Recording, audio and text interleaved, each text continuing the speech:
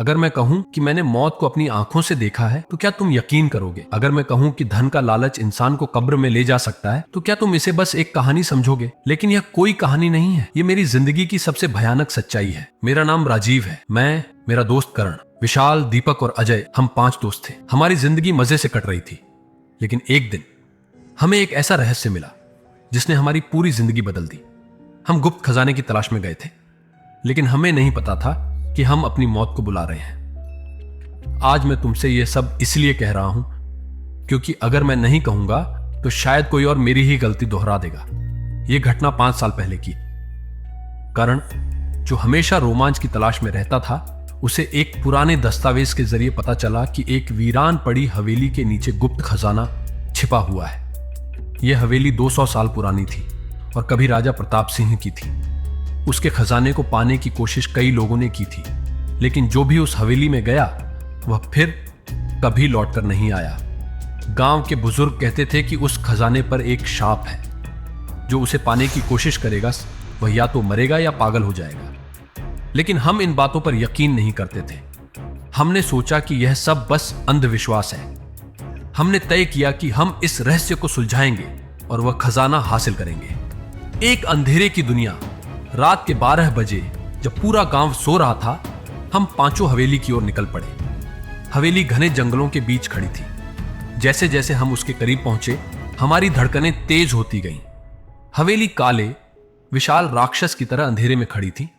चारों ओर झाड़ियां थी, जिनमें से तेज हवा के झोंके के साथ अजीब सी सरसराहट सुनाई दे रही थी, जैसे कोई हमें छुपकर देख रहा हो।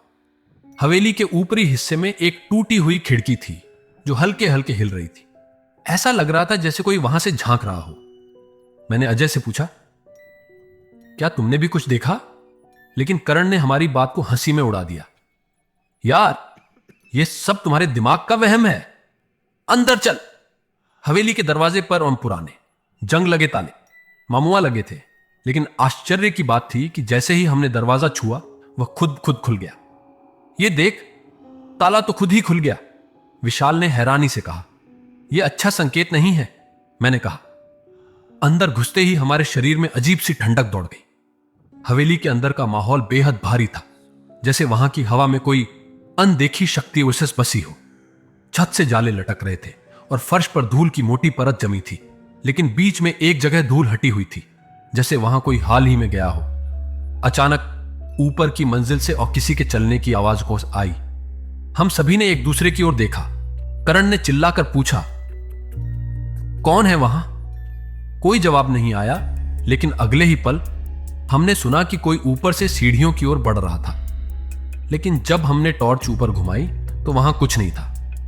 दीपक ने हंसते हुए कहा, शायद चूहे होंगे, चलो तहखाने की ओर चलते हैं। लेकिन मेरा मन कह रहा था कि हमें यहां से चले जाना चाहिए, पर लालच ने हमें रोके रखा। तहखाने में जाने का रास्ता एक पुरानी लकड़ी की अलमारी के पीछे छिपा था। जैसे ही हमने अलमारी हटाई, एक गहरी सीढ़ी दिखी जो नीचे एक अंधेरे गुफा में जा रही थी। नीचे से आती ठंडी हवा इतनी भयानक थी कि हमारी हड्डियों तक कंपी दौड़ गई। सीढ़ियों के अंत में एक बड़ा पत्थर का दरवाजा था, जिस पर अजीब सी आकृतियां बनी हुई थी, कंकाल, खंजर और एक औरत की आकृति। लगता है किसी चुड़ैल की तस्वीर है, करण ने कहा। जैसे ही हमने दरवाजे को खोला, हमारे सामने एक विशाल कमरा था। कमरे के बीचों बीच सोने की मूर्तियां, हीरे जवाहरात और अनगिनत सोने के सिक्के रखे थे। करण खुशी से चिल्लाया, हम अमीर हो गए। लेकिन तभी कमरे के कोने में एक काले कपड़ों में लिपटी महिला की परछाई दिखाई दी। उसकी लंबी उलझी हुई सफेद बाल जमीन तक लटक रही थी। उसकी लाल जलती आंखें हमें घूर रही थीं। तुम यहां नहीं आ सकते, यह धन तुम्हारा नहीं है, उसकी आवाज गूंज उठी। हम सभी सहम गए। करण ने जैसे ही आगे बढ़कर सोने के सिक्कों को छुआ, हवेली में भूकंप जैसा झटका लगा। पूरी जगह कांपने लगी। भागो, मैंने चिल्लाया, लेकिन कर्ण नहीं रुका। उसने एक मूर्ति उठाई और तभी कुछ ऐसा हुआ जिसकी हमने कभी कल्पना भी नहीं की थी। जैसे ही कर्ण ने मूर्ति उठाई, उसकी आंखें उलट गईं और उसका पूरा शरीर कांपने लगा। उसकी चमड़ी पर काले निशान बनने लगे। वह जमीन पर गिर पड़ा और उसके मुंह से झाग निकलने लगे। मैंने उसे हिलाया, लेकिन उसने मेरी ओर देखा भी नहीं। तभी वही काली परछाई मेरे सामने आई और बोली, जो लालच करता है वह मर जाता है, तुम सबकी बारी भी जल्द आएगी। हम सभी जैसे तैसे जान बचाकर वहां से भाग निकले, लेकिन करण को हम खो चुके थे। अगर तुम सोच रहे हो कि करण की मौत के बाद यह सब खत्म हो गया, तो तुम बहुत बड़ी गलती कर रहे हो। हवेली का खजाना सिर्फ एक जाल था, असली आतंक तो अब शुरू हुआ था। हम वहां से बचकर आ गए थे, लेकिन वह हमारे साथ वापस आई थी। हम करण को मरता हुआ छोड़कर वहां से भाग निकले थे। बाहर आते ही हमने देखा कि पूरी हवेली धुंध में घिर गई थी। ठंडी हवा के झोंके हमारी हड्डियों तक कंपी दौड़ा रहे। किसी के पैरों की आहट हमारे पीछे चल रही थी, लेकिन जब भी हम मुड़कर देखते वहां कुछ नहीं होता था। हम किसी तरह भागकर गांव पहुंचे। घर आने के बाद भी हमें चैन नहीं मिला।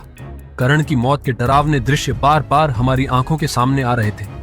हम में से कोई भी सो नहीं पा रहा था, लेकिन असली खौफ तो तब शुरू हुआ जब हमें करण के घर से अजीब आवाजें आने लगीं।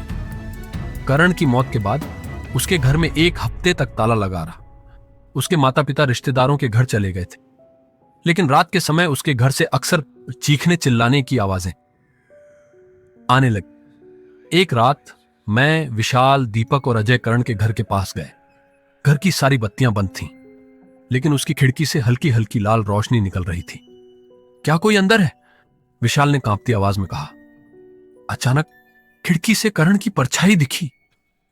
हमारी सांसें थम गईं। करण, जो कि मर चुका था, हमें खिड़की से घूर रहा था। अजय ने कांपते हुए कहा, नहीं, यह संभव नहीं है। तभी करण की परछाई ने धीरे धीरे सिर झुकाया और खिड़की से गायब हो गई। हम सबने फैसला किया कि अंदर जाना पड़ेगा। हमने कर्ण का दरवाजा तोड़ा और अंदर घुसे। अंदर सीलन भरी बदबू थी, जैसे वहां किसी को दफना दिया गया हो। कमरे के बीचों बीच कर्ण की तस्वीर रखी थी, लेकिन उसकी आंखें लाल हो चुकी थीं। दीवारों पर अजीब अजीब कुछ साइन और लकीरें खींची हुई थीं, जो हमने पहले कभी नहीं देखी थी। अचानक एक कोने से किसी के फुसफुसाने की आवाज आई, तुमने मुझे वहां मरने के लिए छोड़ दिया, अब मैं तुम्हें छोड़ूंगा नहीं। हमारे कानों में वह आवाज गूंज रही थी। दीपक ने हिम्मत जुटाकर टॉर्च जलाया, और जैसे ही उसने उसे उस कोने की ओर घुमाया, हमारी रूह कांप गई। करण वहां खड़ा था, लेकिन वह इंसान नहीं था। उसका चेहरा जला हुआ था, आंखों से खून टपक रहा था और उसकी उंगलियां नुकीली पंजों जैसी लग रही थीं। हमारे कदम पीछे हटने लगे। तभी करण जोर से चिल्लाया और घर की सारी खिड़कियां अपने आप बंद हो गईं। कमरे की हर चीज हिलने लगी और हमें महसूस हुआ कि करण अकेला नहीं था, कोई और भी वहां था। करण के पीछे वही चुड़ैल खड़ी थी जिसे हमने हवेली के तहखाने में देखा था। वह हवा में तैर रही थी, उसके नाखून खून से रंगे हुए थे और उसकी आंखों से अंधेरा टपक रहा था। तुम सबने हवेली की शांति भंग की, अब तुम सब मरोगे। हमने अपनी पूरी ताकत लगाकर दरवाजा खोलने की कोशिश की, लेकिन करण हवा में उड़ता हुआ हमारे पास आया और अजय की गर्दन पकड़ ली। अजय दर्द से चीखने लगा। करण की पकड़ इतनी मजबूत थी कि उसकी हड्डियां चटकने लगीं। अजय चिल्ला रहा था, मुझे बचाओ, ये मुझे मार देगा।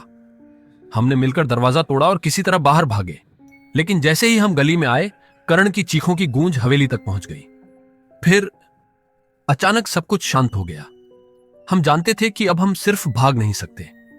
हमें किसी ऐसे व्यक्ति की जरूरत थी जो इस श्राप को खत्म कर सके। हम गांव के सबसे बुजुर्ग व्यक्ति के पास गए। उन्होंने हमारी पूरी कहानी सुनी और कहा, तुमने बहुत बड़ी गलती कर दी। उस हवेली का खजाना शापित है। अगर इसे कोई छूता है तो चुड़ैल की आत्मा उसका पीछा करती है। तुम्हारे पास सिर्फ एक ही रास्ता बचा है। तुम्हें हवेली वापस जाकर एक अनुष्ठान करना होगा। हमारे रोंगटे खड़े हो गए। हवेली में वापस जाना मौत को दावत देने जैसा था, लेकिन हमारे पास कोई और चारा नहीं था। रात हम पांचों, अब 4 बचे थे, एक तांत्रिक के साथ हवेली पहुंचे। तांत्रिक ने हमें समझाया कि हमें चुड़ैल को उसके असली रूप में लाना होगा और फिर उसे उसी तहखाने में बंद करना होगा जहां वह पहले थी। जैसे ही तांत्रिक ने मंत्र पढ़ने शुरू किए, हवेली कांपने लगी, दीवारों से रक्त टपकने लगा और चुड़ैल ने अपनी सबसे भयानक आवाज में चीख मारी। करण की आत्मा भी वहां थी, लेकिन अब वह दर्द में थी। तांत्रिक ने कहा, तुम्हें करण को जाने देना होगा, नहीं तो तुम भी मर जाओगे। हमने करण की ओर देखा। वह रो रहा था। हमने उससे कहा, हम माफी चाहते हैं दोस्त, हमें नहीं पता था कि यह सब होगा।